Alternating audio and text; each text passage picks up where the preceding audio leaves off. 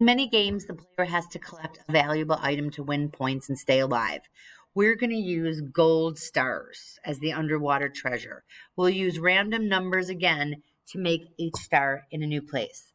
So first thing we have to do is we have to find the stars. So we go to the sprite library and we can look for star. If you want something else, you can have something else. I'm going to use the starfish just for fun. So there's my star. So this is the code I'm going to add to the star. So what it will be is it'll make the star move to a random location whenever the cat touches it. So I'm going to go down and make sure I'm on my star. I will go to code. When I code, the first thing I'm going to do is take the event. And since we've been using the when flag is clicked, I'm going to take the when flag is clicked event. We want it to go on forever like everything else. So I will take the forever loop block. And what we want forever is if the star touches the cat, that it is just going to go to some random spot around the room. So I will go to now take the if then block.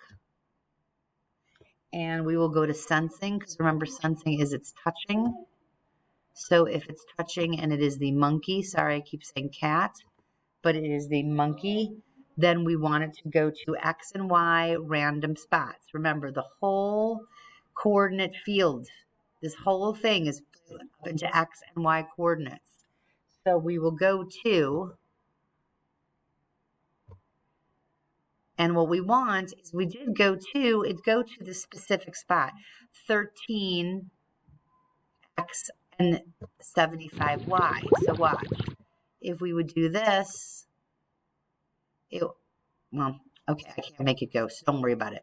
Let me get back to the monkey. So we want it to be random. So we're going to go to the operator where we can pick the random variable.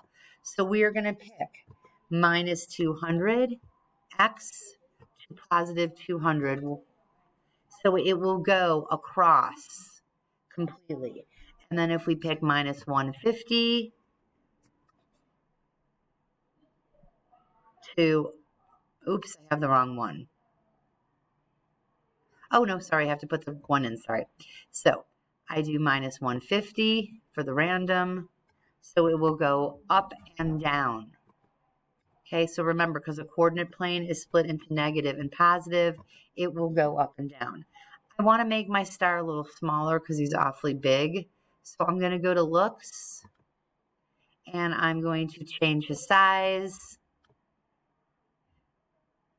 Sorry, set his size. Excuse me, not change his size. My bad. I want to get rid of this. Sorry. I want to set his size. I'm going to make him half as big. So I'll set him to 50%. See how he's smaller. And look, when I click on these different things, it shows me the different coordinates that everything is at. So that's why you can use coordinates. To go over the coordinates here. This is X and this is Y. X goes to minus 250 over here to positive 250 on this side. And Y is positive 180 all over to negative 180. So this random, when I'm on the star, will have them moving in random positions all around the screen. So we're going to add a sound effect that plays each time when the cat touches a star. So we need to make sure the star is selected. And then we'll go to the sounds tab. So I will go back up to the top and over to my sounds tab. Now I'm going to look for a sound called fairy dust.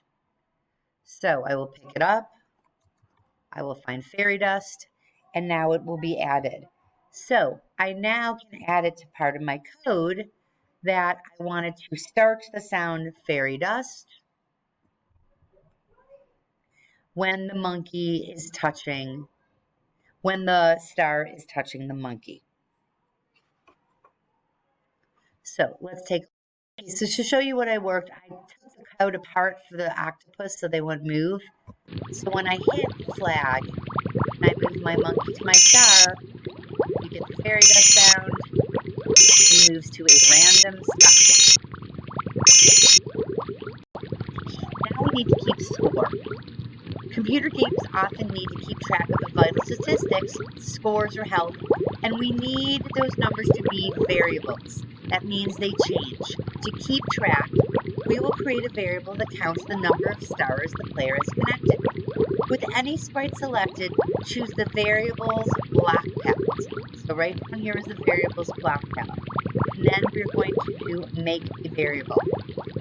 We're going to call it score. So I clicked on make variable, and it's going to be for all the sprites. And then I'm going to say OK. Now you see how it has the variable for score. It appears in the list. So the score counter will now also appear in the top corner of the screen. So I have a score variable here and my score counter here. So we want the score to start at 0 and increase by 1 each time the cat touches star. So we need, monkey. So we need to select the star. So here we have my already existing code for the star. So what we're going to do is we're going to add about the score. So we're going to set the score to